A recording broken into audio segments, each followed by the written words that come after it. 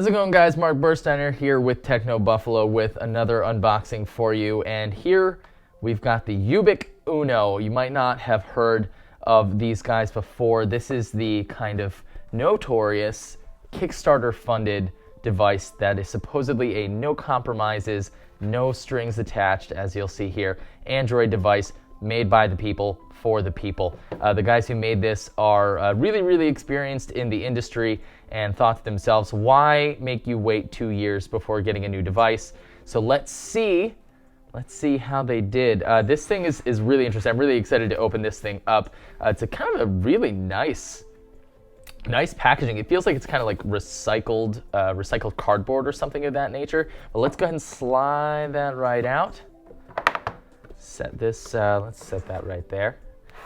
And of course we've got a box. Now where is the, oh, there it is. There's the flap. Cool, there we go. And inside we've got, of course, we've got the device. I'll pop that out so that's thick.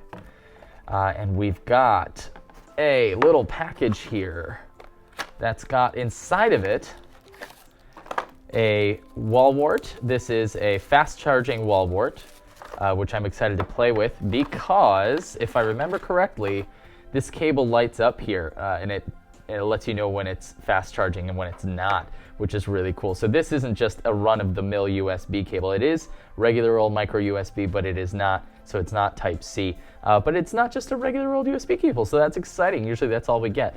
Let's set that off to the side. Let's see if we've got anything else in here. No usual quick start guide, which is exciting. We've got some earbuds here. These don't look terrible either. These look like halfway decent earbuds too. Not bad. We got a, do we have an inline mic? Yeah, we've got an inline mic. We've got a switch here, which, or actually it looks like a volume slider. And you've got a call button here. Nice. Not too shabby at all. Let's set this stuff aside. While this is booting, I'm gonna go ahead and talk about some specs really quickly. You'll see a stock Android look right there, and that's because this thing is indeed running Android 5.1 stock. These guys have said that the only thing they've done is modify the camera just a little bit to take more advantage of this really nice Sony sensor on the back, but everything else is stock Android, which is really exciting. You can see these teeny tiny bezels on the side. So let's talk about what's under the hood of this thing. We've got an octa-core 2.2 gigahertz processor, and that is a MediaTek processor. It's an MT6795. You might not have seen many devices running MediaTek processors because Qualcomm is kind of the darling at the moment, but they said that they had a lot of heat issues with the 810, the Snapdragon 810, and that they wanted to go with something that was more stable and more reliable for users. And they said that the MediaTek is, since it's a true octa-core, they can run all 8 cores at 64 bits. So I'm really excited to see if this processor does pretty well. That's that's really snappy already. In addition to that MediaTek processor, you've got 3 gigs of RAM under the hood, which is a nice, healthy amount of RAM. I keep feeling like 4 gigs is too much for right now, but 3 sounds just about right. And 16 gigs of onboard storage, which is expandable via microSD up to 64 gigs. Around the back here, we've got this giant 20 megapixel camera, which is the Sony lens. It's got 6 different pieces of glass on the inside. It can record all the way up to 120 frames per second. They're really proud of that. And you've got, of course, a dual tone flash right here. The feel of the material on the back is interesting. It's got a little, makes a little kind of scratchy sound like one of those little hologram pogs that you used to have back in the day. That battery is a 3100 milliamp hour battery, which is a nice hefty sized battery. And it's gonna charge in 3 hours according to Ubik, and that's without fast charging. So with fast charging, it'll charge even faster. The display, look at this thing. I'm already really excited by the display. It's a nice, crisp, bright display, nice high contrast, nice vivid colors. It's a 5.5 inch screen across. It's an FHD display, 1920 by 1080. That comes out to a DPI of 400 flat. And of course, we've got some Gorilla Glass here up on the front. And as I mentioned, we're looking at stock Lollipop. Is it 5.1? 5.1. How exciting is that?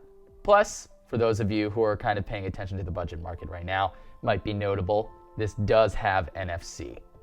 While we're here, let's take a quick visual tour around the hardware of the device. Around the bottom, you see you've got your micro SD, you've got a mic right here. Around the right side, we've got a power button, we've got 2 buttons right here for the volume rocker, so it's technically not a rocker then, I would suppose. Up around the top, we've got a 3.5 millimeter headphone jack, and around the left side, we've got 2 trays here. Looks like we're looking at a SIM tray and a micro SD tray as well. Around the back, we've got that little bit of a camera hump, which I'm not crazy about, but that's okay. And a rear firing speaker. It might look like the entire, that goes across the whole way. It does not, just right there. And then of course around the front, you've got your speaker up at the top, your front facing camera, and your beautiful display right here. Just kind of bigger bezels around the top and on the bottom to kind of make up for the lack of bezel around the sides. The device is a little thicker than I would have expected, but it's certainly not too thick. The lack of bezel here really does kind of seem like it'll make it a lot easier to reach those side drawer menus and also help out with, you know, anything that's up in that top left corner there.